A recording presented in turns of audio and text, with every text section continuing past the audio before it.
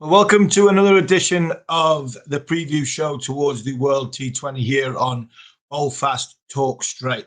We'll look at the strengths, weaknesses, and we'll have a prediction on one of the favourites.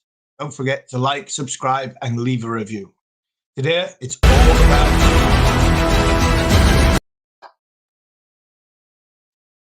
Well, John, we're looking at England today, and it's got to be one of them questions of the usual cliche thrown out. Well, the team that beats England has got a great chance of winning. What are England's runners and riders, and do you think England's team is settled out of the 15-man squad that's going? Do you think they know their 11? Yeah, I disagree. I'm not sure that you beat England, you do win. I'm a little bit worried about England. I think expectations are high. World Cup winners in the 50-over tournament, of course. You know, we've been so strong for so long, but losing Jofra Archer, losing Ben Stokes has ripped not quite the heart out of this team, but it's taken two guns. It's taken two absolute bankers.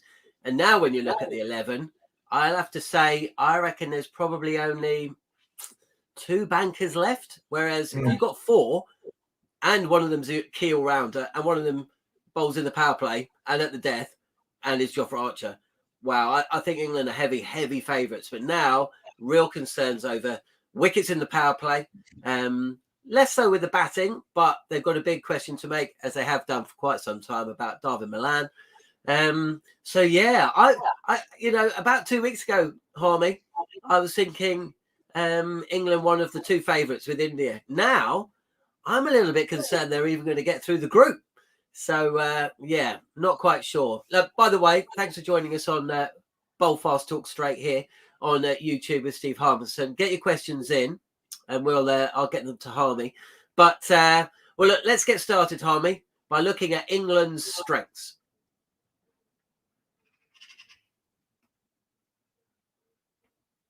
So we've had a few questions in already. MJ Coda says Roy is the main star now. Well, I tell you what, Harmy, when I'm looking at the strengths, Jason Roy is in there. But for me, I mentioned the two bankers, and they are Jos Buttler at 2 or opening, and Johnny Bairstow at 4. So let's start with England's strengths, and those for me are two of the absolute out-and-out strengths. Yeah, they are. I look at Buttler, and I see Buttler as it's his tournament. This is the time for Jos to stand up and be the main man.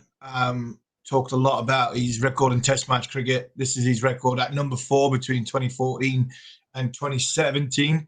I agree, he needs to open the batting. I'm all for that. Jason Roy, I've got a slight concern about Roy at this minute in time. I think he's having a little bit of a barren patch, a bit like Owen Morgan, but he will come good in the tournament, in tournament play. I've got no doubt that whatsoever.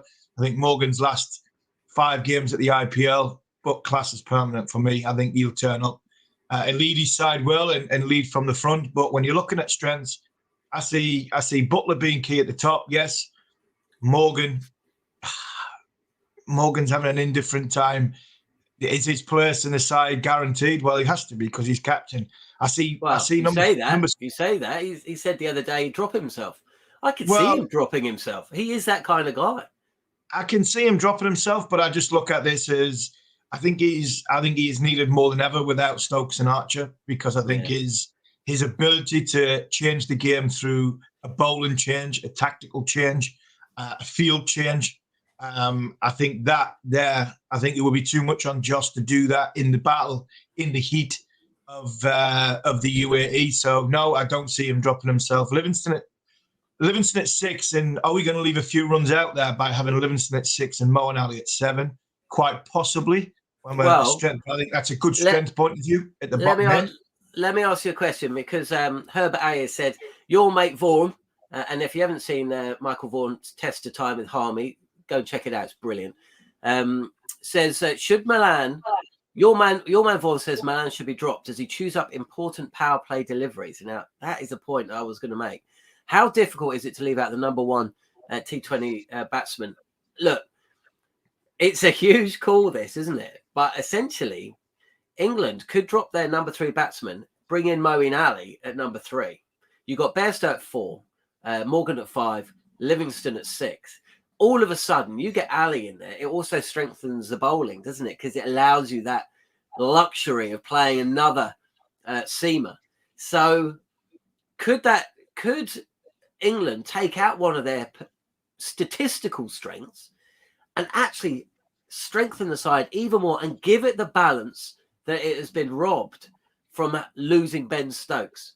So could you see Moeen Ali? Should we see Moeen Ali bat at 3? No, I don't think we should see Moeen Ali bat at 3, Herbert. I think it's a good point and it's well made. And Michael does make points quite regularly. And he does like to throw questions at the ECB selectors, the England selectors. But for me, I think Moeen just bats. I would like Moeen to bat 6. I think the way the argument about Milan is relevant, because the power play is going to be huge. It's going to be vital that you get as many runs as you possibly can in the power play, because it just seems the longer this tournament goes on, after the IPL on these surfaces get a bit tired, the scores get a bit lower, and you are going to have a massive power play and people who can have 6s at the back end who naturally come in from ball 1, hit 6s. For me, I'd like Livingston and Ali to be at 5 and 6. And if it means Milan doesn't play, then everybody moves up 1. And Bairstow goes 3, Morgan goes 4, Livingston 5, Ali 6. I think you've got to have a look at the two ends of your innings when it comes to the batting. You need a good first 6, and if you can pick up an extra 10 runs, 15 runs on the back 4 or the back 5 on the opposition, then I think that's the difference between winning and losing the tournament. And I think they've got that in. They would have that in the top 6. It's already the first 6 in Roy, Butler, and Bairstow if you went in at 3. And then if you have a good middle period, you've still got your power hitters of Livingston and Ali coming in for them sort of latter overs. The last thing you want is getting to that middle period, chewed up a lot of balls, and all of a sudden Moeen Ali only facing 3 balls, 4 balls, where then you possibly, like I said at the start, leave 10, 15 runs out there. Yeah, I think I read one statistic that said of their 32 IPL games since the resumption, 23 of them were won by the side that scored the most runs in the power play. So it is going to be absolutely key. So, yeah, look, but we're talking about shuffling some pretty impressive cards, aren't we? You know, you've got a hand of, 2 aces, 3 kings, and a couple of queens, and you're just trying to work out which is the best way to select them. I think that England have got, if they're going to win this tournament, it's based on those strengths. Absolute guns in Butler and Bairstow. You can pretty much guarantee the consistency is going to see them score 4 out of 6 matches, 5 out of 7. Jason Roy, maybe a little less, 3 out of 6, maybe 3 out of 7. But then Livingston, if he fires 2 or 3 out of 6 or 7, Ali does the same thing. In terms of getting runs on the board, if that happens, England will set scores or they'll chase down targets. But when it comes to the bowling, that's when things start falling off a little bit. Now, this is a strength section, so we'll leave the weaknesses to one side. But for you, Adil Rashid, we've had a question about Adil Rashid. It's obvious how important he is, but how do you think he will go? He and Ali are going to be the main spin threat, maybe a bit from Livingston, possibly. But essentially, how do you think Adil Rashid will play in the UAE? Do you think opposition batsmen are going to just try and see him off? Or does he not really hold that much fears to a lot of the subcontinent teams because they play a lot of spin in these conditions?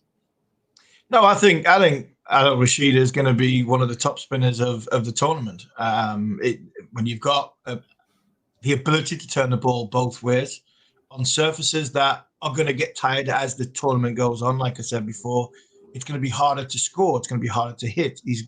So then he becomes somebody you have to sort of possibly have to milk around. A lot of teams do that with the likes of Rashid Khan. I think this is, again, you look at the England side. I can say this about a few. I look at somebody like Butler. I look at Morgan. I look at, I don't know, Wokes, Rashid, Ali, Wood. they're getting to an age where it probably is their last big tournament, and it would be, and I think to go out on a winning foot, I think that's what champions do, and I think this is what the England team have got, a lot of champions, and I think in the bowling department, Rashid's probably our champion when you look at it with no Archer, and I think our trump card, our ace in the pack, if you want to say it that way, is Adil Rashid. But I think that comes down, his threat comes down largely to who's bowling and how the person's bowling at the other end. If the bloke is bowling well at the other end, whether it's a bit of pace of Mark Wood, a little bit of difference in mixing up the pace of Chris Jordan, or if it's his best mate in Mo and Ali, if they're bowling well from one end, Adil Rashid is a huge trump card, because then teams have then got to go at Adil Rashid. If they're hitting 10, 12, 14 and over from one end, Adil Rashid comes on. Don't have to hit him. Don't have to take risks. Take him for his 20, 23, 24, off his 4. Don't take any risks about him. Hit him in areas that, and try and milk him rather than try and have to take him downtown. If teams have to take him downtown because England bowl well in a partnership, then I think that could be England's ace in the pack, because when you've got a bowler that can turn it both ways, you've got a great chance of getting wickets in that middle period. If you take middle period wickets, then the hitting at the back end becomes so much more difficult, because if you're not quite at it, you're not quite in, and you've just come to the crease, trying to hit the ball 6 from ball 1 is very, very difficult. So I think a lot depends from Adil Rashid's point of view on how well the bowlers are bowling from the other end. Yeah, I think it's a great point. And look, we look at those Mo and Ali stats at the bottom there. Didn't take a bag load of wickets in the IPL, but his economy was terrific. He goes at 6.5 at one end for 4 overs, 3 or 4 overs, and you got Rashid taking wickets at the other. And I'm not talking about the bowling in tandem necessarily, but that is 8 overs. And we've had a couple of questions about, Sheikh Mohammed Amar says England lost the trick by picking only one spinner, i.e. Rashid. Well, actually, they've got Mo and Ali, so they do have 2 spinners, a defensive one and an attacking one. So again, let's not downplay what England have got there. The other thing is, he made mention of Mark Wood, Tamar Mills. They do have pace. Now, from what you've seen from the the warm-up games, but also the qualification games, how big a factor is pace going to be? Are those pitches going to be allowing for pace, or is it going to be the kind of pace that just sits up to be hit? Or is it different types of pace bowler? And that's what England do have. Obviously, Tamar Mills and Mark Wood, very different types of fast bowler. Which type do you think would be most effective on those pitches?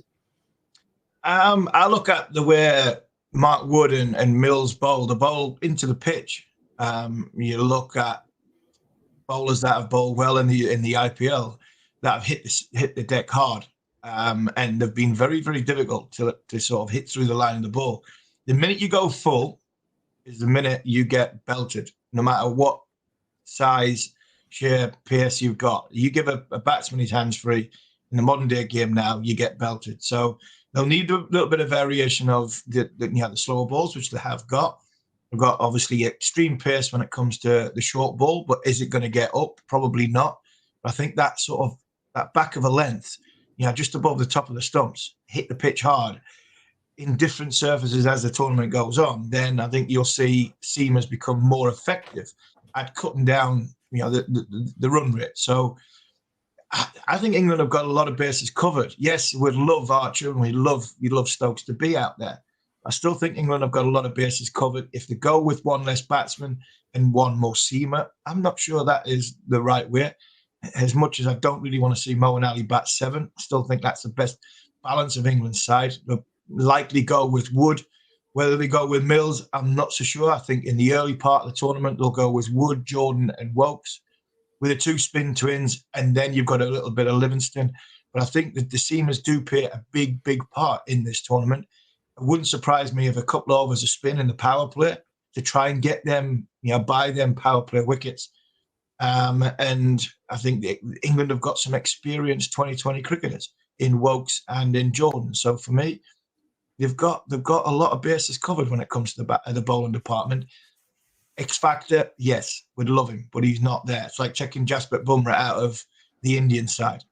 We go with what we've got, and as the tournament goes on, and possibly the wickets are more suited to seam bowlers hitting the deck hard, then you might see Mills come into the equation. But I think England's side will be pretty set for the first few games, and the bowling attack of the one I've just mentioned.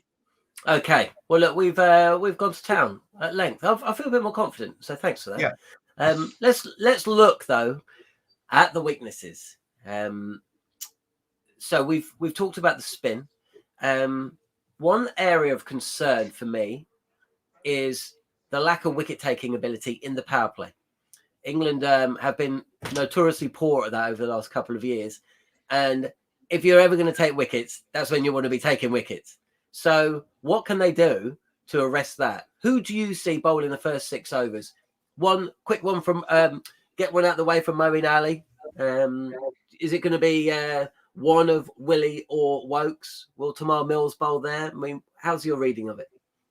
We might see somebody like Liam Livingstone bowl the first over. I wouldn't want to waste one of Moeen Ali's overs. We might see Livingstone try and bowl the first over. I think Wood bowling as quick as he can, for me, would set a tone either way. So he could bowl the first over, get a wicket in the first over, not go for many runs, and that sets you off on a great footing. But that also comes with danger, because 2 or 3 good drives through the field using the pace on the ball, and all of a sudden you're staring down a barrel of 12, 14, and that has a negative effect. So I think you've got a banker in Chris Wokes, who's experienced.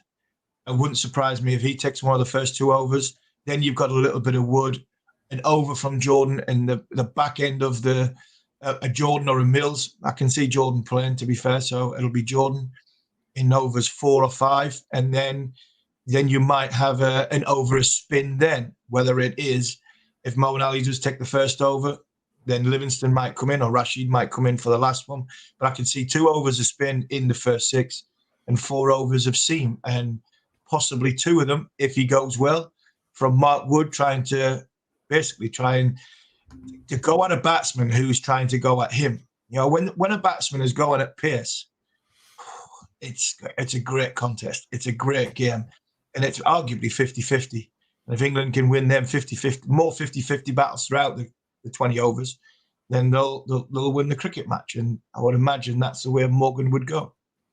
I wonder whether Moeen Ali would bowl against some predominantly left-handed lineups. West Indies, that possibly. Yeah, that could be. You play on the ego as well. You play on the ego as well, and that's a lot of it comes down to playing on the opposition's ego and how confident do you think that batsman is walking out. Can he hit the ball for 6, the very first ball of the game? Has he got it in him? Has he got the minerals in him, or is he thinking, well, I don't want to get out here. I don't want to throw me wicket away. And I think sometimes when you play cat and mouse like that, then no matter how poor Owen Morgan's form is with the bat, he is the best card player going when it comes to understanding the situation, reading the batsman, and knowing when to bowl a bowler at a certain time to put the opposition under pressure. And that's why even though he's not got any runs, that's why he's so valuable to the England cricket team. Well, look, we'll end on Morgan because we've had a couple of questions in. Devendra Sai Kumar says Morgan's form is a big setback. So that it's pretty much obvious, isn't it? And also Doxel 47, Morgan is definitely a burden weighing his team down. I wonder if that narrative would be quite so strong if Kolkata Knight Riders had won the IPL. Just that one game. I'm not sure we'd be questioning it quite so much because the importance of his captaincy would be even more evident. The fact that they lost to Chennai, and as we say, he's a guy that can spring surprises. There's a lot of games in the group stages. We may see Ali at 3. We may see Milan at 3. We may see Morgan not play. But can we rely on Morgan to get through this tournament as a captain alone? He's going to have to score some runs at some point. No, I don't. We can't get through the tournament as captain alone. But I think Owen Morgan will perform. I think Owen Morgan will perform as one of the better players, better batsmen in this tournament for England. He's very good when he's backed against the wall. He's very good for England. That's the thing. When he bats for England, we're not playing Calcutta Knight Riders. We're not playing IPL. We're playing the England cricket team, of which he's 50-over World Cup champion captain, and he's leading his team into a chance to be the ultimate World Cup, the white ball champions.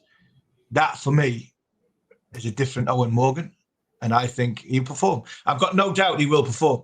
I've got no doubt. He's been questioned so many times.